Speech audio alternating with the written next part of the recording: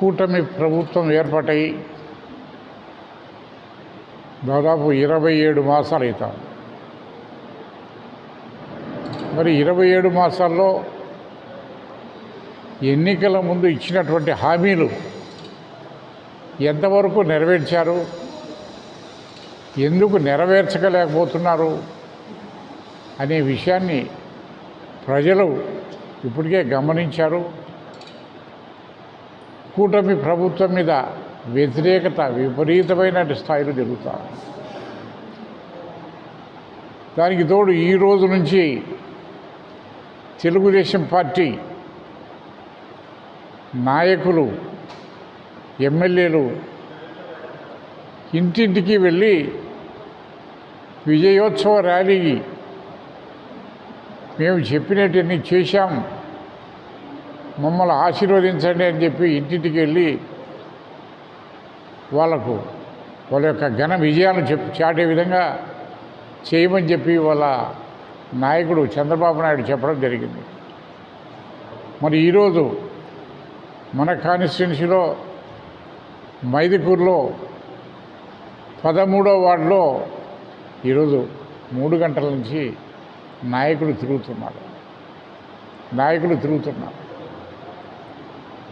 నేను ప్రజలకు ఒకటే మనవి చేస్తున్నా, అయ్యా తెలుగుదేశం పార్టీ నాయకులు మీ దగ్గరికి వస్తున్నారు, మీతో ఓట్లు వేయించుకున్నారు. దాదాపు మైదుకూరు పట్టణంలో మున్సిపాలిటీలో 10,000 పైన మెజార్టీ ఇచ్చారు మీరు తెలుగుదేశం పార్టీకి. మరి ఈరోజు తెలుగుదేశం పార్టీ నాయకులు మీ దగ్గరికి వస్తున్నారు, ఇళ్ళకాడికి వస్తున్నారు, ఇంటింటికాడికి వస్తున్నారు. మీరు వాటిని ప్రశ్నించాల్సింది ఒకటే,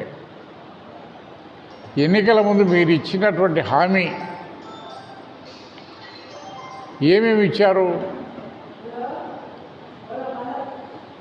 మరి ఆడబిడ్డ నీది అన్నారు, నెలకు 1,500 రూపాయల చొప్పున ఇస్తామన్నారు.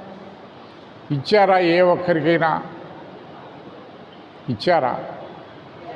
మరి ఏ రకంగా ఈరోజు మీరు మొహం ఇళ్ళకాడికి వచ్చి మా దగ్గరికి వస్తున్నారు అని నిలయాల్సిన అవసరం ఉంది ఈరోజు మహిళలంతా.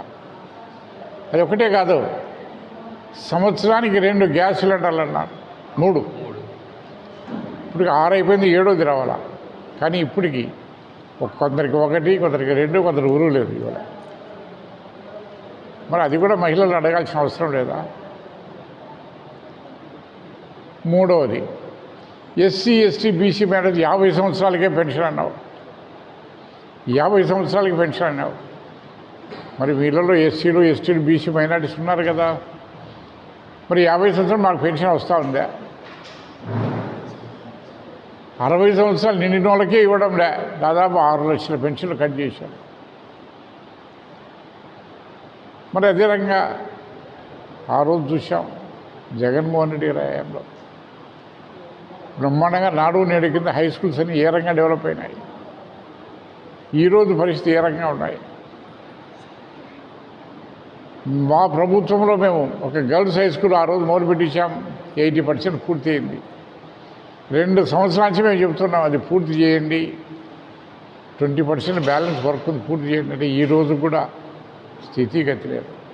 సేమ్ థింగ్ అట్నే గర్ల్స్ హై స్కూల్ బ్రహ్మగారి మఠంలో కూడా ఆ కడ్డీలు కూడా అన్నీ కూడా తుప్పటి పనికి రాకుండా పోతున్నాయి.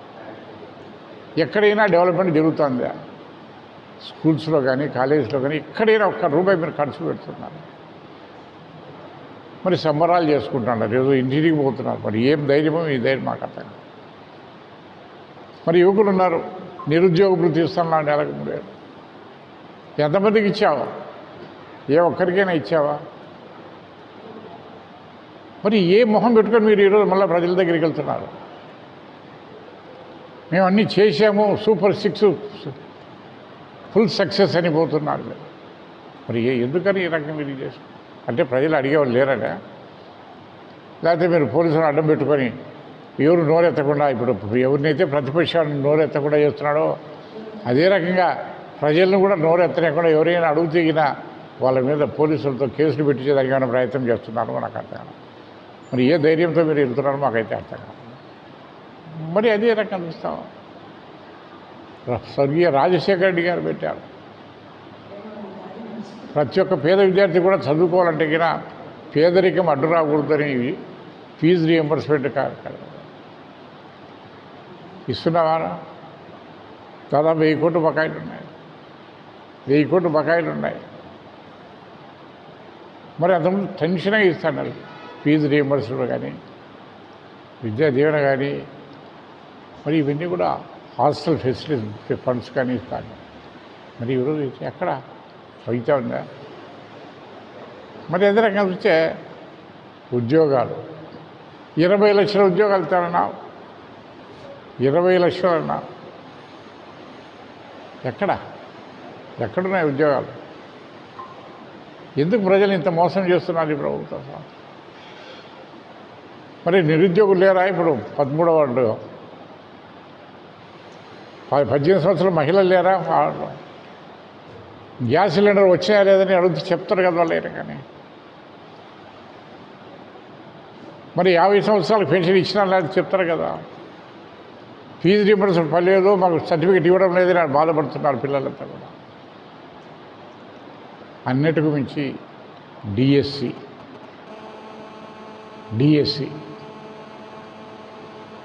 డిఎస్సిలో జరిగినటువంటి అవకతవకలు, అక్రమాలు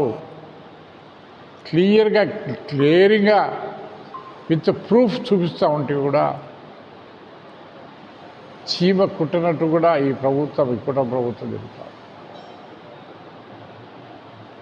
అసలు ఈ స్పోర్ట్స్ కోటా అనేది అర్హత ఉన్న వారికి ఇవ్వకుండా కేవలం ఏదో పార్టిసిపేట్ చేసి ఒక దొంగ సర్టిఫికేట్ తీసుకుని వస్తే వాళ్ళకు ఉద్యోగాలు ఇస్తున్నామంటే కదా. మరి ఇటువంటి ఉద్యోగాల్లో కూడా అవినీతికి పాల్పడి లక్షలాది రూపాయలు ఒక్కొక్క ఉద్యోగికి 20 లక్షలు 15 లక్షలు తీసుకుంటున్నాం. ఇటువంటి చరిత్ర ఉన్నటువంటి మీ కుటుంబ ప్రభుత్వంలో ఈరోజు మళ్ళీ మీరు తలెత్తుకొని పోతున్నారు. మరి మా డిమాండ్ ఒకటే, డిఎస్సి ఖచ్చితంగా అక్రమాలు జరిగాయి. జరగలేదు అని ప్రూవ్ చేయాలంటే కూడా నిదర్శనం ఒక్కటే, సిబిఐ ఎంక్వైరీ చేస్తే సిబిఐ ఎంక్వైరీలో ఖచ్చితంగా నీకు తెలుస్తుంది. సిబిఐ అంటేనే వాళ్ళకి భయం ముట్టుకునే జ్వరం వస్తారు. సిబిఐ జోలికి వద్దంటారు. మరి అది కూడా మా డిమాండ్ ఒకటే. చూశాను, కేంద్రంలో విద్యాశాఖ మంత్రి ఏ రకంగా రిజైన్ చేశారు. స్వచ్ఛందంగా నా మీద అపవాదం వచ్చింది కాబట్టి సిబిఐ ఎంక్వైరీకి ఆర్డర్ చేస్తూ సిబిఐ ఎంక్వైరీ అయిపోయేటంత వరకు కూడా నేను నా పదవికి రాజీనామా చేస్తానండి లోకేష్ బాబు చెప్పాల్సిన అవసరం ఎంతైనా ఉంది అని చెప్పేసి నేను అడుగుతాను. ఆయనకు చిత్తశుద్ధి ఉండి నిజంగా ఎలాంటి పొరపాటు జరగలేదు, అవకతవకలు జరగలేదు అనేటువంటి ధైర్యము దమ్ము నీకు ఉంటే గినా ఖచ్చితంగా నీ పదవికి రాజీనామా ఇచ్చి సిబిఐ క్లియరెన్స్ వచ్చిన తర్వాత మళ్ళీ కావాలంటే నువ్వు తీసుకోగాని, మరి అంతవరకు నువ్వు పదవి నుంచి తప్పుకొని మీ గౌరవాన్ని, మీ కూటమి ప్రభుత్వ యొక్క నిజాయితీని నిరూపించుకోవాలంటే కన్నా తక్షణం రాజీనామా చేయాల్సిన అవసరం. మరి గత ప్రభుత్వం చూశాం, ఎన్నో ఉద్యోగాలు ఇచ్చాం. సచివాలయ ఉద్యోగులు దాదాపు 1,40,000 మంది ఉద్యోగాలు ఇచ్చాం. 1,40,000 మందికి ఇచ్చాం. ఎక్కడైనా ఒక చిన్న పొరపాటు వచ్చిందా, ఒక కంప్లైంట్ వచ్చిందా? పోనీ ఇప్పుడు మాదిరి ఒక్కొక్క ఉద్యోగానికి 20 లక్షలు 15 లక్షలు తీసుకోలేదు కదా. ఎక్కడైనా అవినీతి ఆరోపణలు వచ్చాయా? పారదర్శకంగా జరపాలంటే కదా అది ఒక్క వైఎస్ఆర్ కాంగ్రెస్ పార్టీ వారికి జరుగుతుంది. ఈ కూటమి ప్రభుత్వంలో అన్ని అవకతవకలు అరాచకాలు జరుగుతున్నాయి తప్పక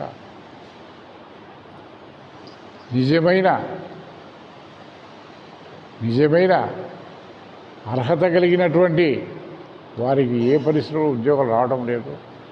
అంతా అవినీతిమయంతో ఉన్నటువంటి వారికి మాత్రమే అవినీతికి పాల్పడిన వారికి మాత్రమే ఈరోజు ఉద్యోగాలు వస్తున్నాయి. దీని మీద మా డిమాండ్ ఒకటే.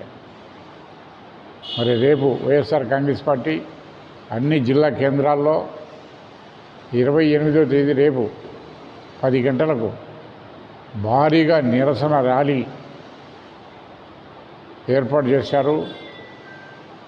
దానికి యువత అంతా కూడా నిన్న ఢిల్లీలో జరిగినటువంటి కాంగ్రెస్ జనతా పార్టీ ఏ రకంగా చేశారో అదే స్ఫూర్తితో యువత అంతా ముందుకొచ్చి మీ భవిష్యత్తు కొరకు ఖచ్చితంగా అందరూ ముందుకొచ్చి మరి ఈ ప్రభుత్వానికి కళ్ళు తెరిపించే విధంగా ప్రతి ఒక్కరూ ఈ కార్యక్రమంలో పాల్గొనాలని చెప్పేసి మనస్ఫూర్తిగా కోరుకుంటారు.